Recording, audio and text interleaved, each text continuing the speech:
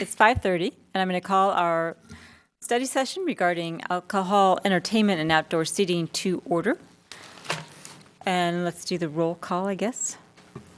Thank you and good evening. Councilmember Mariko Sayak. Here. Councilmember Steve Leonardis. Here. Councilmember Rob Rennie. Here. Vice Mayor Barbara Spector. Here. Mayor and Chair Marcia Jensen. Here.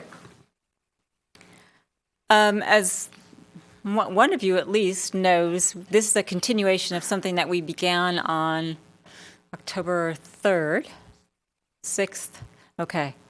2 meetings ago, we had quite a lot of input from business owners regarding these subjects. I have one card. If you'd like to talk to us, please fill out a card. And what I'll say is that if you're here and want to fill out a card, of course, you're welcome to speak. However, if you're going to say something that you said on October 6th, maybe not so much, but we'd love to hear new and interesting, different input. So with that, if there's anyone in the audience that wants to talk to us about something other than alcohol, entertainment, and outdoor seating, now's the time to do that. If you want to, you have 3 minutes to do so. I don't see anyone. So we'll begin our study session. Mr. Paulson, you look like you had a presentation. Just very brief, and you've gone over some of the background, as you stated. On October 6th, the Town Council held a study session, took public testimony, and continued the matter to this evening study session. Later that evening on the regular Town Council agenda, outdoor seating was discussed with related retail issues. The council decided to continue those items and requested that they be split in two. And so given the fact that outdoor entertainment, alcohol beverage service, and outdoor seating are interrelated, they were placed on tonight's agenda. We've provided some of the discussion points from the previous staff report for the regular session and the staff report for the study session to help focus and direct council's discussion. And Monica Wren, Economic Vitality Manager, as well as myself, are here if anyone has any questions. Okay, great. Thank you very much. I'm going to hold questions for staff members until I take any discussion from members of the public. I do have one card. Mr. Luca. Thank you, Madam Mayor. Sean Luca, Yogurt and Love. Nothing real more to add. Really just want to kind of sit in, listen to the discussion. If you have any questions for me, if I can add to anything, get past a few things. The previous discussion, I know there was a lot Monica Wren and staff have done to kind of pull everything together and how everything kind of intertwines and crisscrosses. Looking at the outdoor seating CUP process, permit process, and kind of going back and forth on that. I know Rob Rennie had asked me about going through CUP process again or doing permit process. I think as a whole, the location there at 33 East Main Street, 31, and the restaurants there, they would gladly go through a CUP process if seating, changed from a seating based on parking to more of a square foot, fire code. Not certain if that's what would have to happen anyway if we changed it. And then how outside seating reflects that. Versus a permit process specifically for outside seating. I kind of look at those as two different things. You get a permit, an annual permit, you pay for the annual permit, you reapply every single year, it gets looked at, complaints, feasibility, the town, those type of things. And so that's all I have to add, Madam. Okay, thank you. Are there any questions for Mr. Luca? Thank you. Okay, thank you very much. The lights aren't working for whoever's doing the lights. I noticed they didn't come on. Mr. Foley and Ms. Ristow, you just joined us. Do either one of you want to speak? If you do, come on up. And you.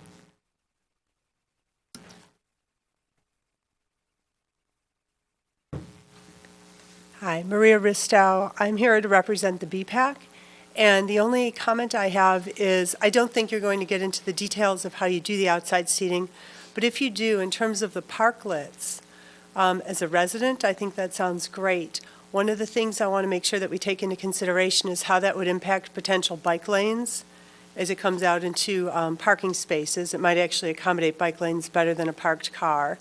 But recently in the paper, there was a lawsuit in Palo Alto where a diner at outside seating was hit by a car. And so I hope we'll also take into consideration how we would safeguard people who are sitting right out next to the street, and if there would be railings or what kind of protection we would offer when somebody is sitting very close to moving traffic. Thank you. Hey, I have a question for you regarding the Palo Alto. Do you know what kind of barrier, if any, was between the diner and the street? That's a good question. I have not followed up to see that, and it was one of those situations where someone hit the accelerator instead of the brake. So the other thing I was not sure of, if it was angle parking or parallel parking. It was somebody parking that hit somebody dining along a sidewalk area. So it may not be the parklet, it may be the driver. Exactly. Okay. Any questions for Ms. Risto? Thank you very much. And I'll ask the same question to Ms. Quintana. You just came in. If you want to speak, now we're taking comments right now. Okay. Seeing no one else, I am going to close the public part of the hearing and look to the council for any questions. And I'm going to advise the council that I'm hoping that the way we can work through this, and I'm hoping that the staff can work with me and put up on the overhead those pages of our staff report where we are going through the suggested discussion items. So that'd be page 2 and basically page 2 and 3, where we have the bullet points. And I'd like the council to hopefully focus on those as a matter of discussion. But before we do that, any generalized questions for Mr. Paulson or Ms. Wren or any other member of staff? Okay. With that, I'd like to start with the question of, and maybe I'm going to ask Mr. Schultz just to give us a very brief review. One of the fundamental questions that we have to get to is whether in coming up with any kind of change, if the council wants to do that for alcohol or entertainment, leaving aside outdoor seating, well, maybe not leaving aside outdoor seating, the difference between the process that's involved in a policy or an ordinance. So what would, if we decided on an ordinance, what would we have to do? If we decided on a policy, what would we have to do? And what are the advantages and disadvantages of each path?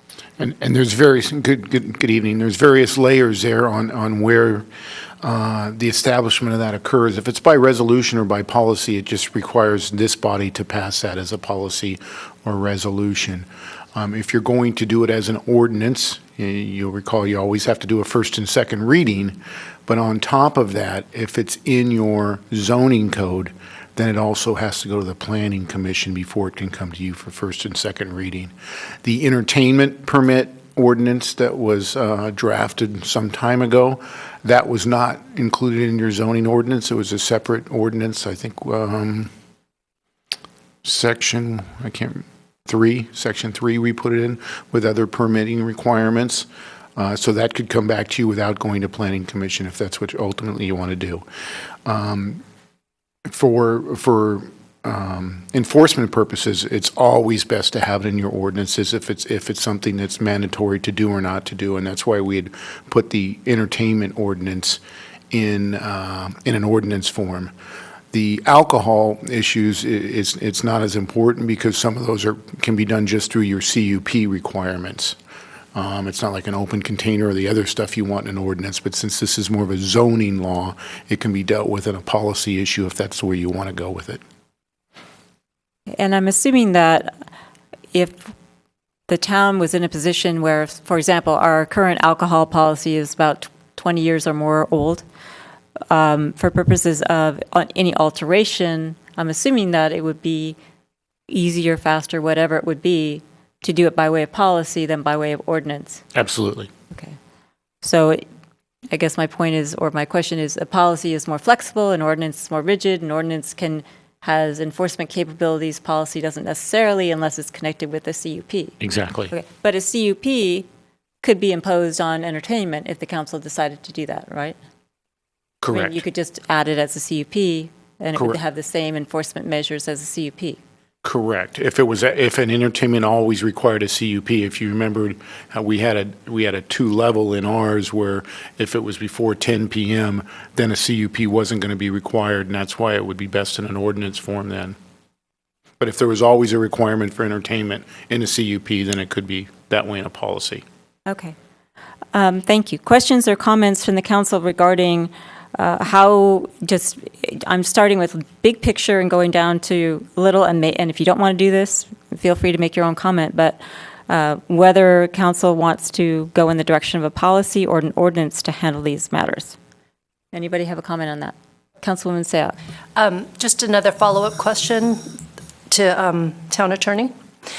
You mentioned that for enforcement purposes, an ordinance would be stronger. Can you just kind of walk me through why?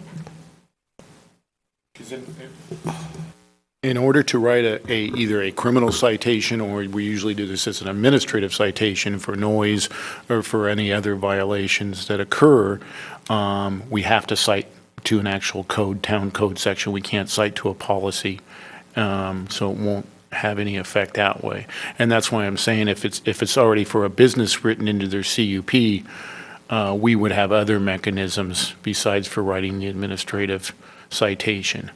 But if it's not already in the CUP and it's not dealt in the CUP, and it's simply a policy, then we don't have the ability as an enforcement mechanism.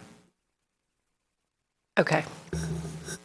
Okay, any comments or questions on on whether or not the council wants to proceed handling these issues with a policy or with an ordinance? It doesn't have to be all or one either. Vice Mayor? Thank you, Madam Mayor. We know that the years that we have been wanting to revise the entertainment and alcohol policy have been many. And part of that's because we want to give a benefit to our residents and to our visitors, but on the other hand, we want to have a modicum of protection for the downtown residents also. So it's a difficult balance. So with that in mind, I have always supported an ordinance and I'm going to lump together alcohol and entertainment, but I'm going to come back to entertainment in a second. For the alcohol and entertainment provisions, so that way it has the opportunity to go to the Planning Commission and have a hearing there, and go to the council and have a hearing here. I think it's very important to have whatever we put before the public vetted in these two bodies. The one caveat would be that I think the provision for entertainment should be by a permit. And I remember having Chief Seaman talk about this, that he prefers having a permit with the individual business, so that way he can enter into basically a contract that's specific to the individual business. And if you have entertainment, for example, as a CUP, it's very difficult to modify it, and it runs with the land, which is what we always hear. So if alcohol establishment A is different from alcohol establishment B, the CUP would still run with the land. So I think that we should have both alcohol and entertainment as part of an ordinance that is vetted by both the Planning Commission and the Council. But within that paradigm, I think that the entertainment should be by a permit. Thank you. Other thoughts on ordinance or policy from other members of the council? Councilman Leonardis. Thank you, Mayor Jensen. I pretty much agree with everything Vice Mayor Spector said. I think it's important that the public gets to weigh in on these items, especially since there are so many houses in the surrounding area of downtown Los Gatos, and people work very hard to earn a living to live in that area, and I think it's important that we respect their quiet enjoyment of their properties. So I would be inclined to support the ordinance over the policy. Other thoughts? All right, I will weigh in. I am in favor of a policy. I think the policy, well, I'm in favor of an ordinance if it's very simple and straightforward. So, for example, our current policy can easily be converted into an ordinance that says, for example, something up till 10, or you could stay open till 12, so we wouldn't have the CUP process. And we could have clear and simple rules that would be applicable to all the businesses that everyone could follow. There would be no confusion about the CUPs. And our current policy can be easily converted into that. The reason we even discuss entertainment is because our current policy says, and you can have entertainment per a policy. Well, we've never gotten around to developing a policy. So we could take that out. We could add something about when entertainment could be. You could have acoustic entertainment up till 10, or you could have whatever you want till 10, from 10 till 1, you know, where we get into whether it's a club or not, which is really the noise issue.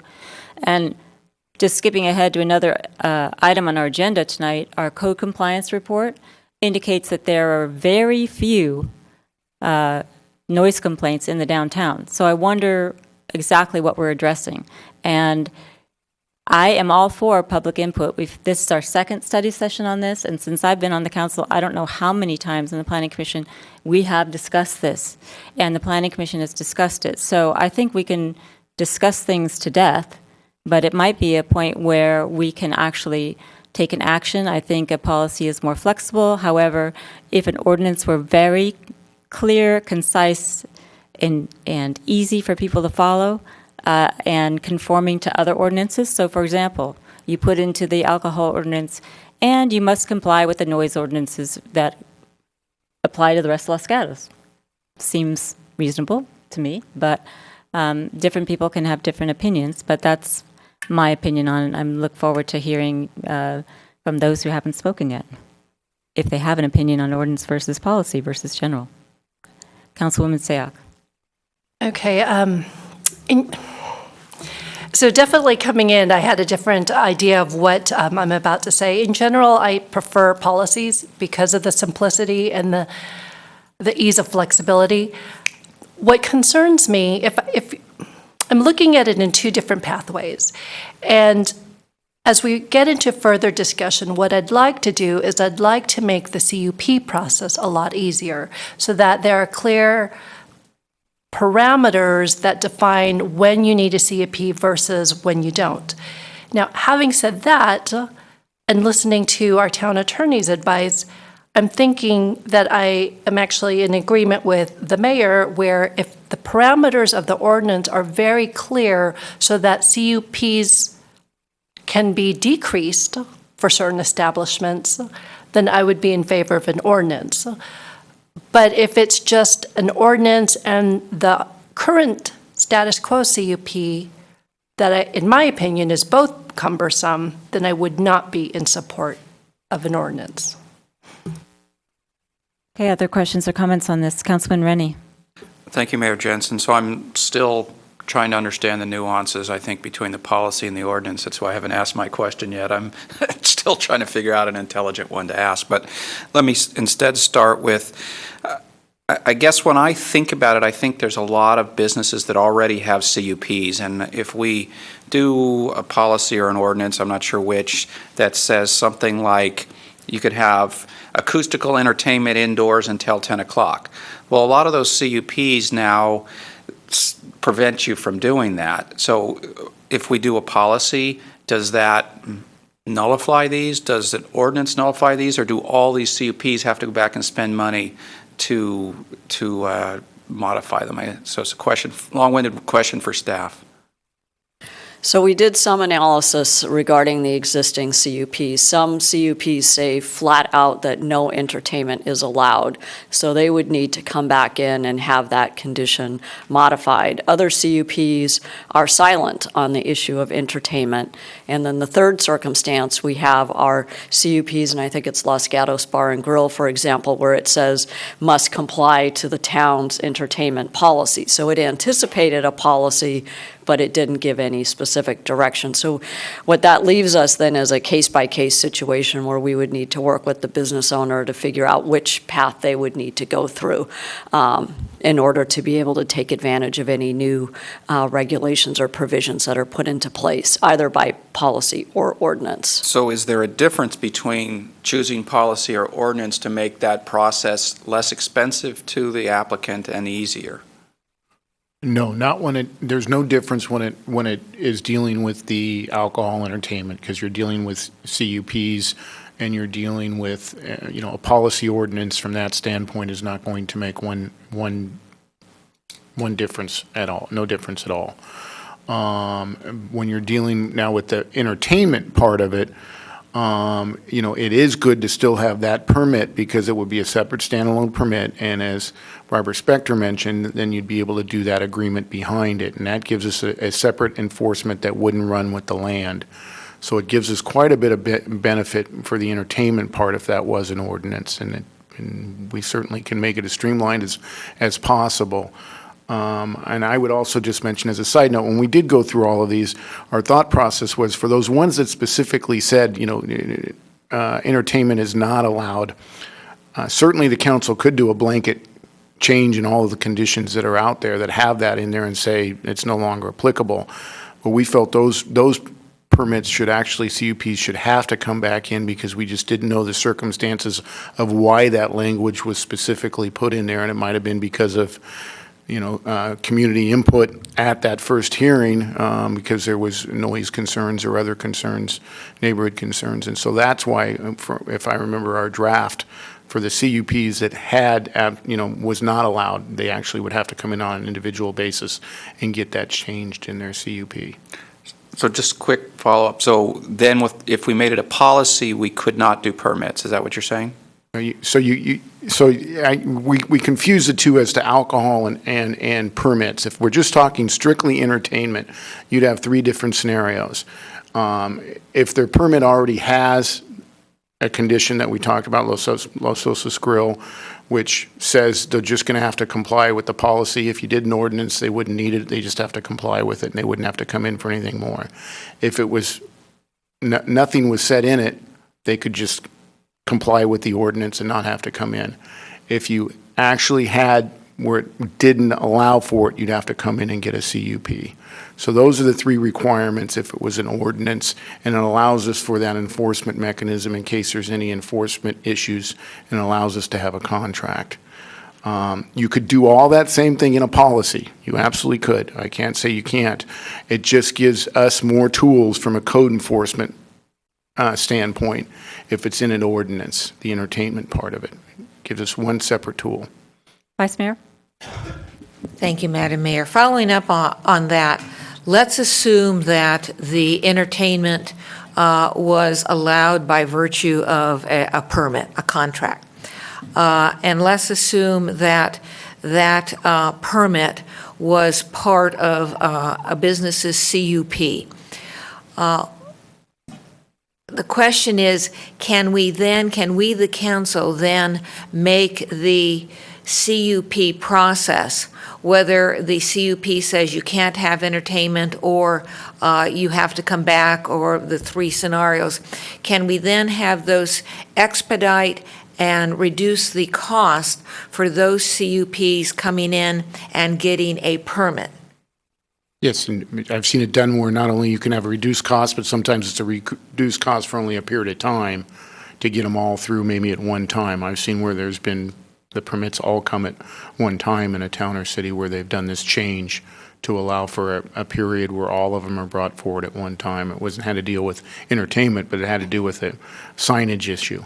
So yes, you could do it and do a reduced amount. The draft ordinance that was the last one we had before us sometime earlier this year came from an ad hoc committee and you.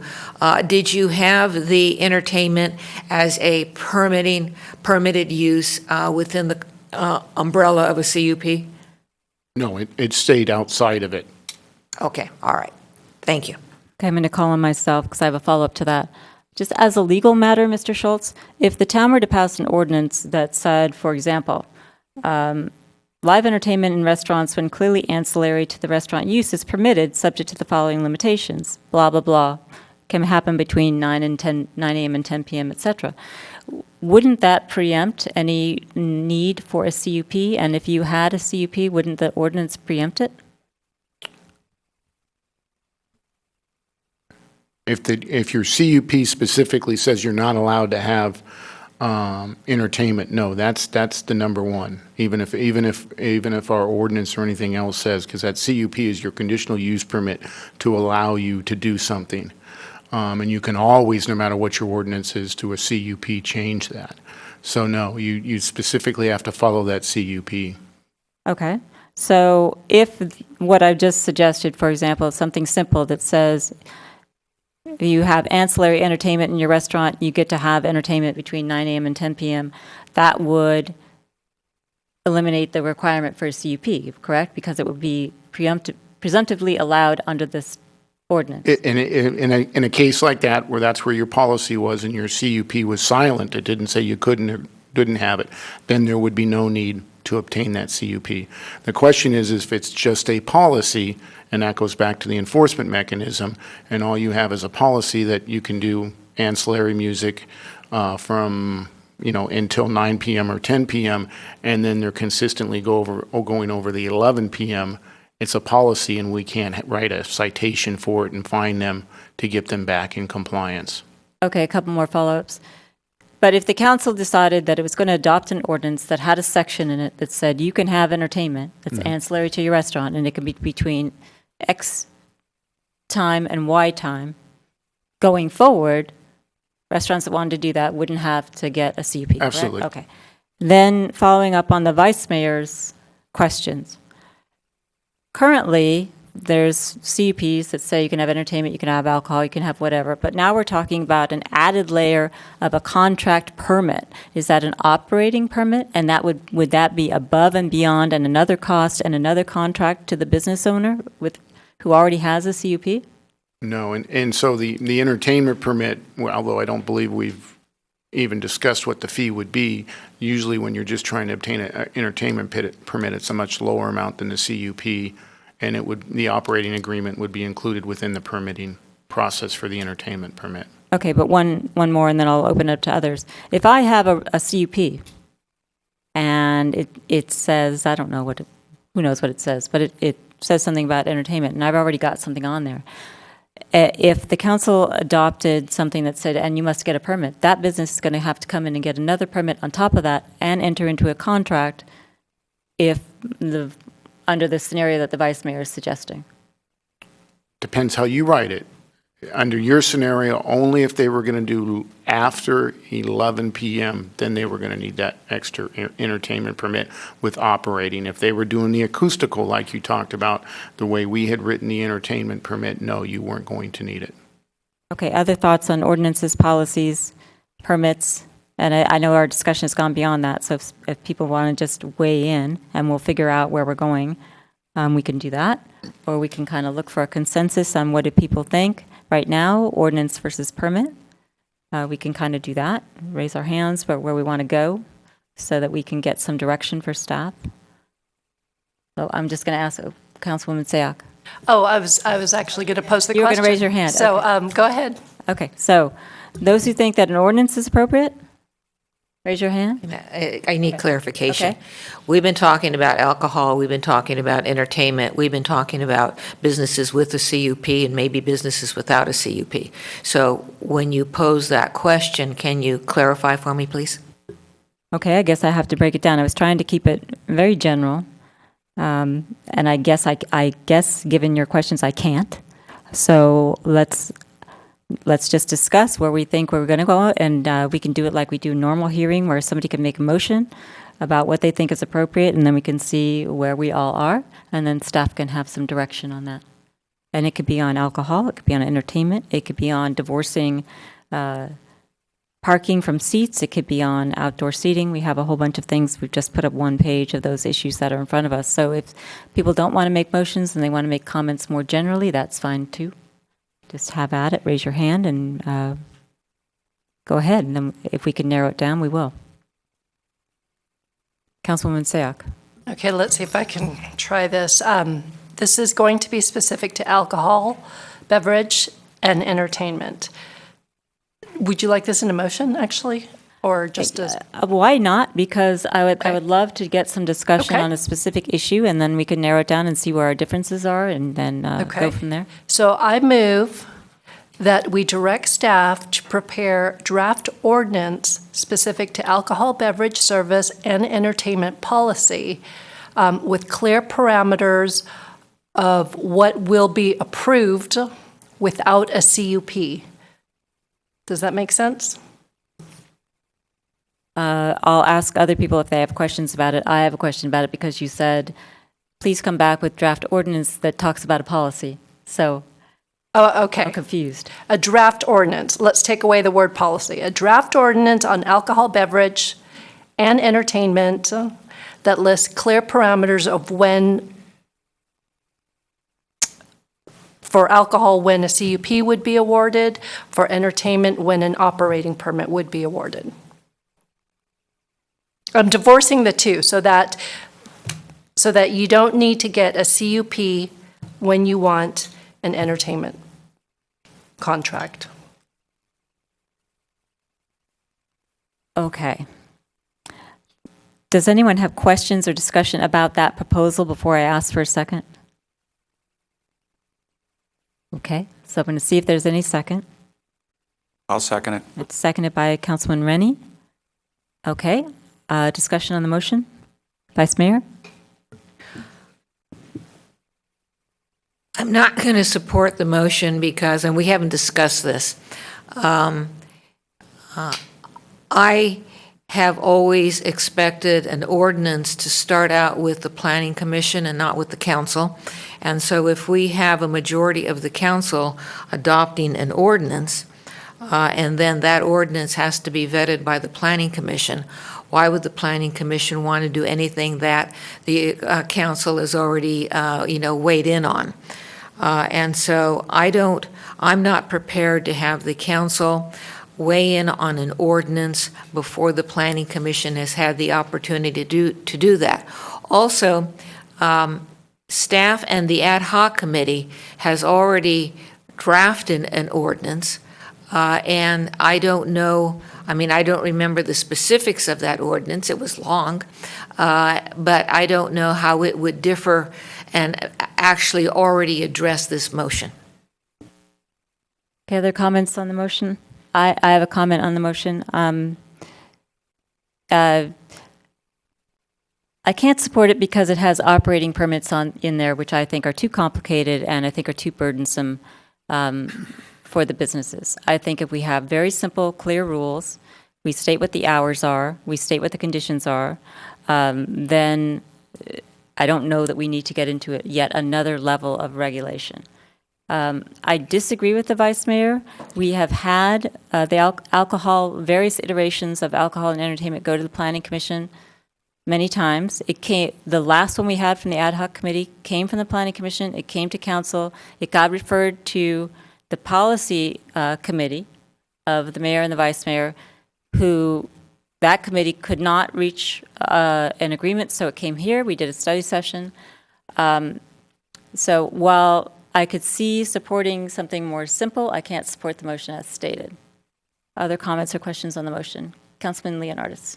Thank you, Mayor Jensen. As I look through our staff report on page 2, I see number 2. What is our goal of our revisions? And that may have been a good place to start before we get into the discussion of ordinance versus policy. What are we trying to achieve here this evening? We want to make it easier for businesses to have entertainment. Do we want to we want to decrease the regulation of alcoholic beverage services? Perhaps build a discussion around what our goals are. I'm just having difficulty approaching it the way we're approaching it. I know myself and Councilmember Brzezinski at the time worked on the ad hoc committee, and we took the previous policy and we did some changes and we brought it to council. I don't recall exactly how that went over that night, but one thing that I think did come from it was we separated the entertainment from the alcohol policy, and we leaned towards having that separate entertainment permit, keeping that out of the alcohol policy. And I thought that was a great idea because you wouldn't have to open up all the CUPs for those who wanted to just go apply for an entertainment permit. So anyway, this is a very difficult thing to try to organize a discussion around, but I guess at this point I'm not going to be supporting the motion because I want to figure out what we're trying to achieve before we create a motion. Okay, why don't we take a vote on the motion, which I think is going to fail if I get my count right. And then we can, I think Councilman Leonardis has a good suggestion. So let's vote on the motion that's pending. So all in favor? Aye. 2, and all opposed? No. No, so it fails 3-2. So Councilman Leonardis, I think you have a good idea about talking about where we want to go and what is our goal, and so I'm going to put you on the spot and ask you what your goal is. Well, thank you, Mayor Jensen. You know, we heard from members of the business community at our last meeting. They brought forward their concerns. I heard a lot of things come forth. You know, is ordinance 2021 still relevant? Is seating, you know, for the parking spaces, that correlation still necessary, or should it be based on fire code? I'm trying to, there was like 4 or 5 bullet items that were brought forth from the business owners. There was, I guess where I'm, you know, what are we trying to achieve here? You know, we have the current alcohol and entertainment policy. We had the ad hoc committee, and we went through and we revised it. Ever since I've been on council, we've been discussing these things. And is our goal to make it easier for businesses to function in town, easier for them to get their business model out in the community faster and be a little more flexible on some of our rules. I think that's what the overall goal is. Now, how do we create an ordinance around that, or a policy? Somebody else jump in, save me. Okay, so I just want to make sure I'm hearing you correctly, is that you stated it a little differently than I'm going to state it, but what I heard you say is that essentially it's your belief or position that the council should be trying to make it easier for business owners to, I think you said, put their model out there. If there are policies or ordinances that could possibly be looked at because they're old and they don't fit the current times. For instance, somebody wants to open a wine bar, or somebody has phantom parking places for an amount of seating that doesn't exist anymore. I think we should start with maybe those types of bullet points that were brought forward from the business owners, from the public, and try to work with those items. As far as making an assumption about should we take our whole existing alcohol policy and change it, or should we, I don't know, try to incorporate some kind of entertainment, blanket entertainment policy included in that alcohol policy? I'm not sure if that's what I heard. I would like to address the concerns of what the business community brought forward specifically, and perhaps that's a way to frame the discussion. And I had it all written down on my pad, and I left that at home, so I'm sorry. It's okay. It makes sense. So I'm going to look to other members of the council. Councilman Rennie? Thank you, Mayor Jensen. Mine's somewhat similar. I want to start by reminding kind of the short report I gave from the League of Cities last time, where I know it was League of Cities conference from one of the sessions I went to, where they talked about sort of the future of retail and how malls are, kind of dying because they're being killed by online businesses, and their prescription for how to survive in the retail world it was to create unique experiences. And Los Gatos was actually given as an example, so it means we've been doing pretty good so far, but that doesn't mean we should rest on our laurels. So for me, the goal, there's 2 parts. It's allowing businesses the flexibility to innovate a new business model, or change their business model to be profitable sooner or more profitable. And then the second part of it is long before I got on council, I watched Planning Commission struggle over many of the questions because there wasn't any guidance on what is really the alcohol policy, what really is the entertainment policy. And I think that this can also help make their job easier. I think that was one of the big ones when we started this, I thought we were aiming towards. Thanks. Okay, other comments on sort of goal-oriented comments? Councilwoman Sayoc. Okay, so in terms of overall goal, I think what I'd like to do, and my goal for going through this discussion, is to look at how we can decrease the amount of regulation.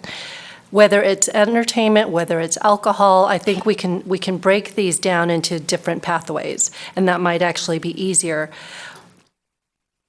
The reason why I suggested putting an ordinance out there is I feel like we need to start somewhere, and that decision has to be made, ordinance versus policy, before it even gets to the Planning Commission. And so without getting into the details of what they'll be examining, we need to put something forward. And so that was the original idea behind the motion. But looking at alcohol as an example, if we can agree on certain parameters that do not require a CUP or a separate permit.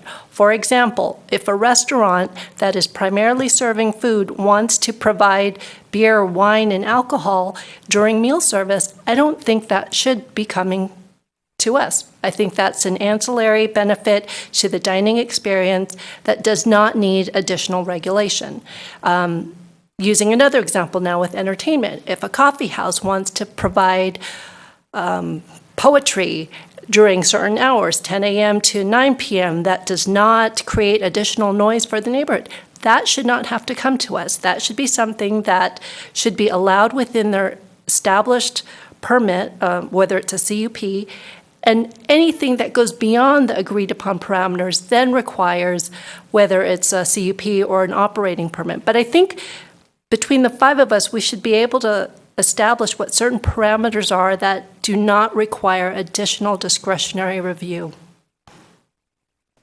Okay, I agree with everything that Councilwoman Sayak just said. So I would, and I guess I'm going to ask eventually, so get ready, Ms. Pravetti or whoever it might be, to summarize what you've heard from Council, because that may be the way we end up going. I agree with Councilwoman Sayak. I have looked at our existing alcohol policy, and it is basically, it already has hours of operation. If you look at CUPs, and I bet staff has done this, basically everything's going from till like 11 or 12 or whatever it is. The weekends are a little bit longer. It has service that stops at one time at a particular time. There's no reason that alcohol can't be controlled by ABC, as far as I'm concerned. And if we can get away from this over-analysis of how these businesses are operating and just let them operate, they'll fail or they'll do great, or people will come to Los Gatos or they won't. And then we'll get complaints or we won't. And as I said, the code compliance indicates that we're not getting noise complaints from downtown. So I would be sort of in favor from using the framework that's in our existing policy and just taking that and putting it into an ordinance and add a paragraph that says, and by the way, you can have ancillary entertainment from X to X, and if you get to midnight and you want to have a DJ or a band or whatever it is, then maybe you need a permit. But that's where I would be. Other comments on general parameters? Okay, seeing none. Ms. Perrette, and we haven't even got to outdoor seating or how many seats in a restaurant or parklets or anything like that. So this is just on alcohol and entertainment. So anything you have to say about that? Anyone? Okay, so Ms. Pravetti, I'm going to ask you, hopefully you can give back to us, then we can comment to you on what you think you heard and what you think the proper response from staff would be, and go from there. Okay, thank you very much. The overall goal, as mentioned by several council members, is to decrease regulation and make it easier for our businesses to be successful in our town. So with that framework, the council is asking us to identify clear parameters where a business would not need a CUP. For example, the bona fide restaurant that is just serving alcoholic beverages with a meal, or a coffee house providing entertainment to a certain hour, such as 9 p.m. So that would be a very clear change. And then if a restaurant or an establishment wanted to go beyond those set parameters, such as after 9 p.m. offering entertainment or offering alcoholic beverages without a meal, then perhaps a permit requirement would be in place. To take that further in terms of the practical next step, staff would be preparing an ordinance And then that would mean it would go to Planning Commission for its consideration and public hearing. That would essentially use the framework of the existing policy, simplify it, be very clear about the operational parameters, and then when a permit would be needed. So that's what I've heard so far. Okay, thank you. Additions, subtractions, disagreements with the summary from Ms. Pravetti? Councilwoman Sayak. And then I do want to address what Vice Mayor Spector said about having what the Planning Commission's role is in all of this. I want to make sure that whether it's the Planning Commission or the public, that they understand that we actually have not decided on that ordinance and that this is the opportunity to further craft that. I threw out 9 p.m. If during the public hearing, there's a better time. I think we want to hear the parameters that the Planning Commission, through their deliberations as well as through the public hearing, decide upon and make that recommendation. I don't want it, I want to be sensitive so that they understand that this decision has not been made in terms of the specifics of how this ordinance will look like. Other questions or comments on that topic? Okay. Does anyone have any comments regarding, and again, goal-oriented, so that we can get back from staff what would be the appropriate action regarding outdoor seating, be that parklets, be that seating in the right-of-way, because as we all know, the sidewalks downtown are small. So does anyone have any thoughts on outdoor seating? Councilman Leonardis. Thank you, Mayor Jensen. If we are going to discuss outdoor seating, we should take into consideration the look of it. It should have to go through architecture and site. We don't want people just throwing a bunch of plastic chairs out there and those kinds of things. It should fit the architecture of the downtown. And it would be nice, and I know it was mentioned in our staff report, there is no drawing where there is potential locations for this outdoor seating, but it would be nice to get maybe a proposal or a drawing of where outdoor seating could possibly go at this point in time with our current design downtown. So those would be two things I would like to see. Vice Mayor. Thank you, Madam Mayor. I don't think there's any, disagreement probably amongst the council people, but the public, that everybody loves outdoor seating, and everybody would like to have more. I think the issue that we're going to have to deal with is the width of our sidewalks and where it can or cannot be. It would seem to me that we should be getting back from staff on this issue. How much sidewalk do you need in order to have outdoor seating? When you have, like some small sidewalk on, I don't know where, Main Street, I don't know, somewhere, can you really have outdoor seating? So for me, I think outdoor seating is great. Where can we have it that it's legally acceptable? Other comments? Councilman Rennie? So another thing that has been mentioned before is rooftop seating, which seems interesting to explore. Only thing I've heard against it is the typical argument of its intensification and do we have enough parking for it. Is there any other reasons why we would not consider rooftop seating? I'd be interested to hear from other people. I know when I've traveled in Istanbul, it's very popular there. You can get views of the Bosphorus. It's like everybody's on top of a rooftop. So Los Gatos also has a lot of views, so it could be pleasant kind of dining also. Before I call on Councilman Leonardis, I'm going to weigh in on the outdoor seating. I think that we should, once again, make it much easier to do. I think there's standards in the right-of-way. Maybe there's a 4-foot clearance, I believe. I know that Campbell uses that. However, I'm going to pick up on what Councilman Rennie said, is that there's no reason why we shouldn't explore, in whatever comes back to us, creative solutions. So, for example, if I have a property and I want to, as you see many places, just have a sliding glass door and open it up, so now my indoor is my outdoor and the sidewalk is clear. Or if I have a roof, and as long as I can do ADA and put you up there, and alcohol beverage control says it's fine.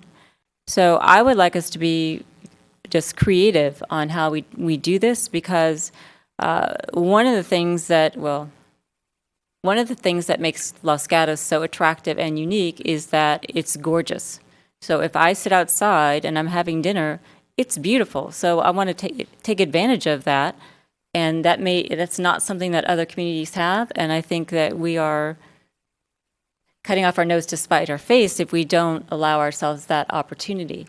And yes, there may be enforcement issues, but no more so than every other community deals with. So I would be looking for something that's creative about how to get around that issue regarding our sidewalk widths. And with respect to Councilman Leonardis on the architecture and site, putting chairs out I don't think is architecture and site. So, for example, if I had a building where now I wanted to change the configuration so I had a courtyard and it was outside, but I wasn't doing anything in the right of way, maybe I need to do an architecture and site to make sure that that fits. But if there was reasonable regulations for, if you've got X amount of space and you fit the right of way requirement and you're responsible for your trash, you're responsible for your chair, you're responsible for your umbrella, you're responsible for whatever it is, then that might be a way to get if it's needed, a permitting process in place where the sidewalk is narrow. So those would be my thoughts on the outdoor seating. Councilman Leonardis, you had your hand up. Thank you, Mayor Jensen. So clarification on the design of the furniture. If a restaurant has a specific theme and they have furniture already, which is, it should fit that motif. It shouldn't be something entirely different. So if they were going to carry their seating out in the public right-of-way, the sidewalk area, maybe it doesn't have to go through architecture and site, but it should be of high-quality design. There should be some standards. So I don't know if we want to consider having the furniture be town-owned or what, and everybody can use it. I don't know if it's going to be specific to the individual businesses that have it, who's going to clean up and bus it, and those kinds of things. There's a whole bunch of rules we need to consider with it. So I want to comment on the rooftop seating. My biggest concern about something like that would be safety and noise. If the sound carries further into the neighborhoods from a rooftop, that would be problematic for me. So I think, as we all, has been stated, we all think outdoor seating and enjoying Los Gatos and the beauty of Los Gatos outside is a good idea, but there are other things to consider about the look and feel of the furniture and the location, the placement, et cetera, et cetera. Councilwoman Sayak. Okay, I'll echo what most people have said about the outdoor seating. A couple of thoughts, though. I want to be sensitive to workload and understanding there's a lot of discrete issues that we need to get through. This outdoor seating is something that I'd like for us to prioritize. I think it's something that we can easily implement that would have such great benefits if we were to place this on our work plan as one of the highest in terms, before we get through the difficulties of alcohol, beverage, and entertainment. Outdoor seating is something that could be as simple as it's a beautiful day and a restaurant wants to put 2 or 3 chairs outside, and they should be able to do so.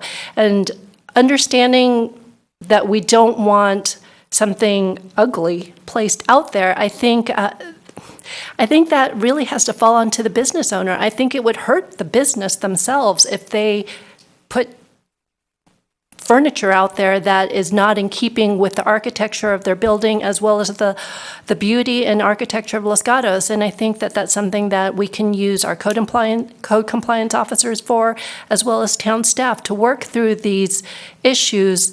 But I think we need to actually just get it started, and we'll be able to identify what the problematic areas are once we get this up and going. Comments?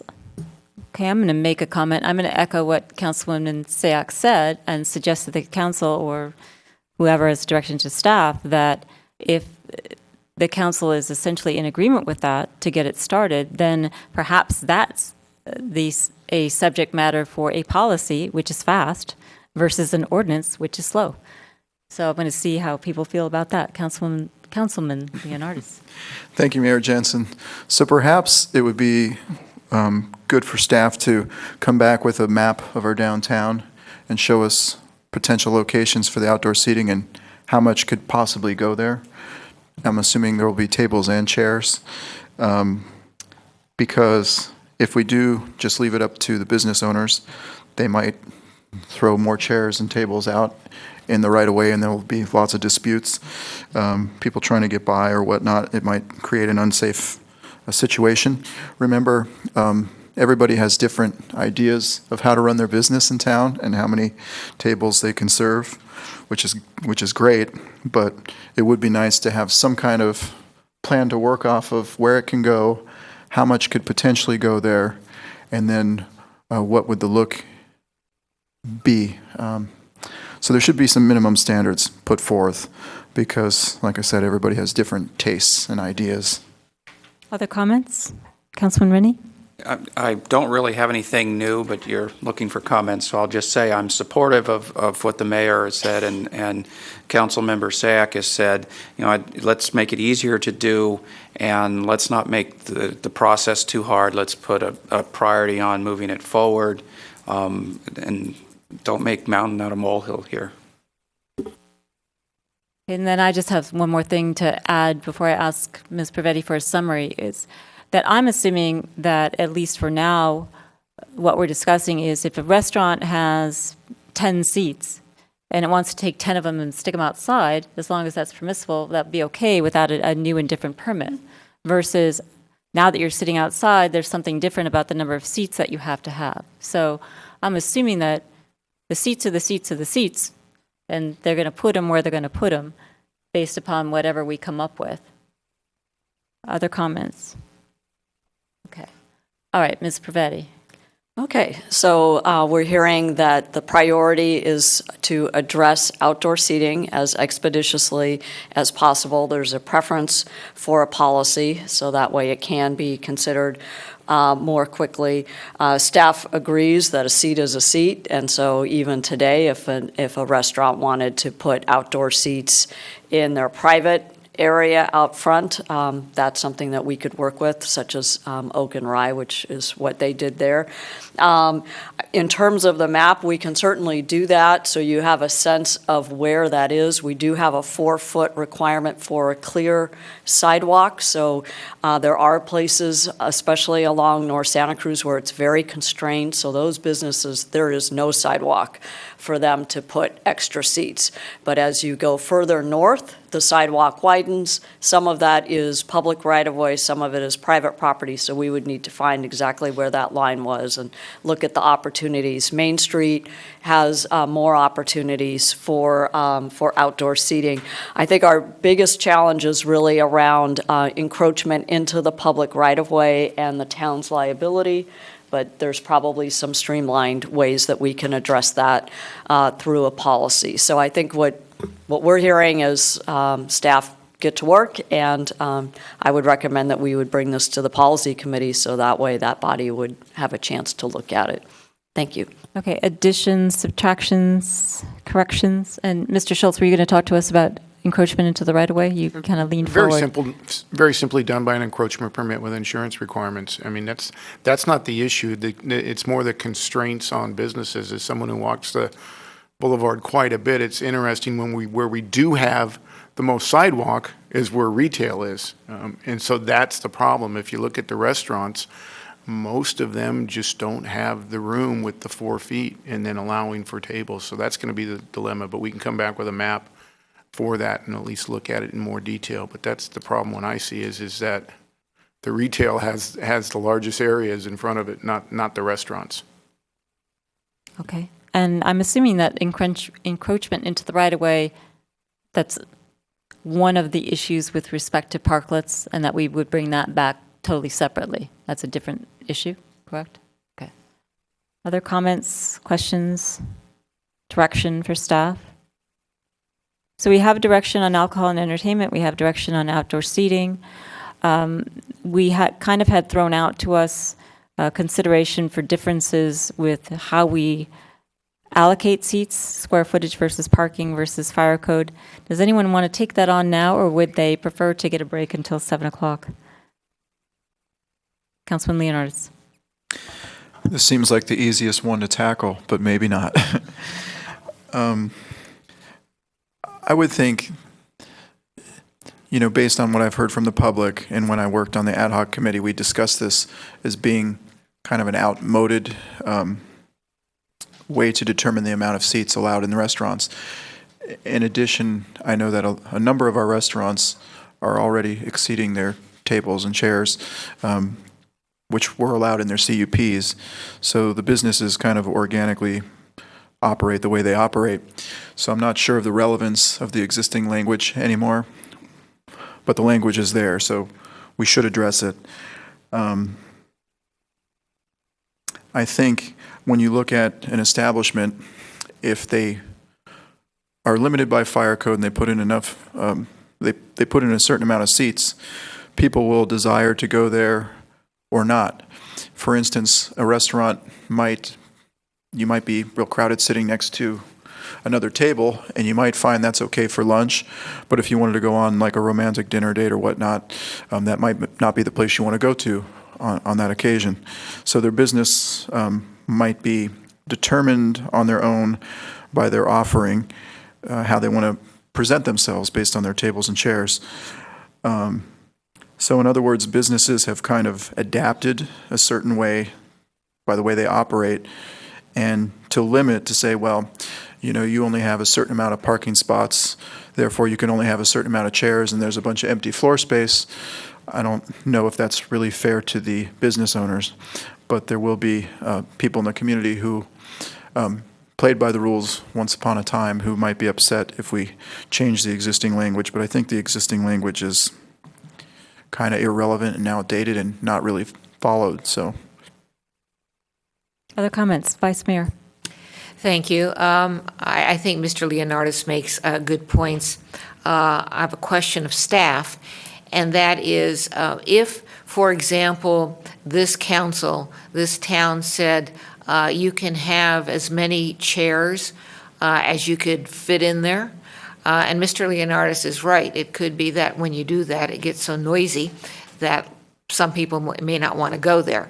But if you say, all right, you can have as many chairs as you could fit in, maxed out only by the fire code, are we violating any pre-existing rights for businesses that bought parking spaces that have parking spaces attributed? Are we doing anything quote-unquote wrong?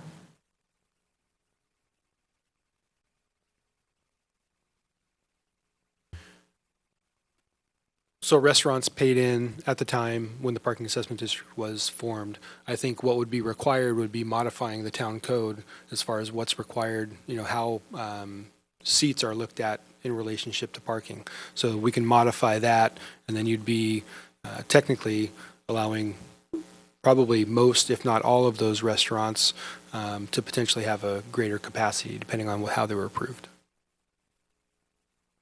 Let me follow up on that. Okay, I'm a restaurant A, and in the year 2000, I paid money into a parking assessment district so that I could have 20 chairs. And so now my neighbor who didn't pay into the assessment district at all now gets 20 chairs also. So you're saying that the way we do a workaround on that is to just change the ordinance? That is one option, and I would look to the town attorney to see if there's other options or issues with that scenario.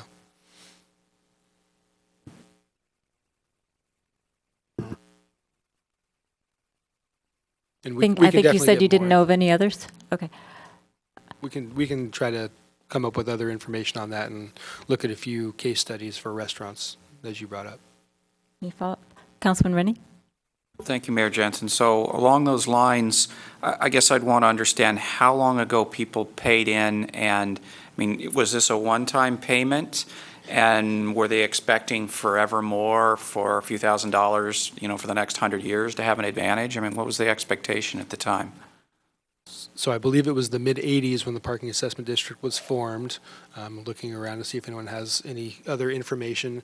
And so many folks, as I understand it, they had an assessment placed on their tax bill. So over the years up until, actually I think this year, was when they paid it off. There's a lot of, there's a few nuances where folks would pay in to make their parking meet what they had at that time, but there was also an option if you weren't at your maximum FAR, you could pay in for additional parking, assuming that either you were, eventually going to add on to your building within the 60% FAR limit that's currently in code. And so some folks have used those seats and not added on, but they've used them for restaurants to have the capacity for additional seats based on our current parking requirements. Okay, Vice Mayor. Thank you, Madam Mayor. I think it would be helpful to everyone on the council and probably to the community if we could just have staff bring back a thumbnail summary of this parking assessment district, what it is and how, if at all, it impacts our future decision-making, including decisions as to whether or not we're going to put aside the parking availability as the criteria and use, for example, some other criteria such as the fire code. Okay, is there any disagreement with that, Councilman Sayoc? Councilwoman Sayoc? Actually, no disagreement. Two things I want to bring up. The first is at a prior hearing, we had a landowner that paid into the parking district. We asked him specifically that question, and I think it was more out of fairness. And I recall he said that he had no issue with it. But what I'd like to know, knowing that that's just one data point, is if staff could reach out to those that have paid into it specifically and their thoughts on it. It would be interesting to hear from those that have been paying, who paid into this parking assessment district. The second question I'd like more information about from staff is, do we have a sense from our existing restaurants how many more seats we're talking about if we were to change it to either square footage or fire code? Are we talking about in the tens? Are we talking about in the... just give me a sense of how many more seats are we really talking about? And that's probably going to be a difficult thing to research into completely, but if there are maybe restaurants that I've already spoken with our economic vitality staff about this issue that can give us at least a snapshot of what they think the different parameters would, how it would affect their businesses. So. Other comments or questions? Councilman Leonardis? Thank you, Mayor Jensen. And just to maybe partially address Councilmember Sayoc's question, I think probably the majority of the restaurants that are out there operating have already probably put as many tables and chairs in as that they would like to, even if it goes beyond what the requirements of their CUP originally said. I look at this as an opportunity to kind of bring everybody into compliance one way or another, so to speak, not necessarily say go back and go back to your original CUPs, but the way you're operating according to your old CUP, or what your old CUP says, based on some parking numbers and such, is that relevant how you're operating now? And make it so they're able to operate and continue to operate the way they're operating now without violating their CUPs, I guess. Does that make sense? Before I call on the Vice Mayor, I'm going to comment. While I think would be helpful to learn about the parking district, who paid in, how, why, where, and what they got or what they didn't get, it would be equally as helpful to look at other communities, which there are a lot of, who have gone away from tying land use to parking. And there have been lots of studies, lots of urban planners, lots of parking experts who have written a lot about the issue of, does it make sense to tie the land use to a parking requirement? And given encouragement to get people out of their car, dwindling opportunities for open space, shared parking, et cetera, it's worth exploring what other communities, I know New York has done it, San Francisco has done it to some extent. Campbell requires shared parking, it gives credit for shared parking and goes off of square footage, for example. So I think that would be helpful to know. So I don't think because at one time we had a parking district and at one time we paid in and we had what we used to call ghost parking spaces, that we need to be locked into that forever. We need to be looking at what is right for us now and going forward. So Vice Mayor. Nothing further. Okay, anything else? I'm going to close the study session unless anybody else has another comment. Actually, Ms. Privetti, why don't I just get you, because you've done it for us on the other issues, why don't I get you to summarize this one too? So with respect to decoupling seats and parking, we've been asked to do a thumbnail of the parking assessment district to understand any impact on future decisions for existing businesses, understand how many more seats, perhaps by order of magnitude, that might be added to our existing businesses if we were to relax that, and then explore what other communities have done with respect to decoupling land use and parking and bring back some options for council. Okay, anything that anyone wants to add before we end our study session? Okay, thank you very much, staff. Thank you for those of you who are interested who attended, and we're going to adjourn until 7 o'clock.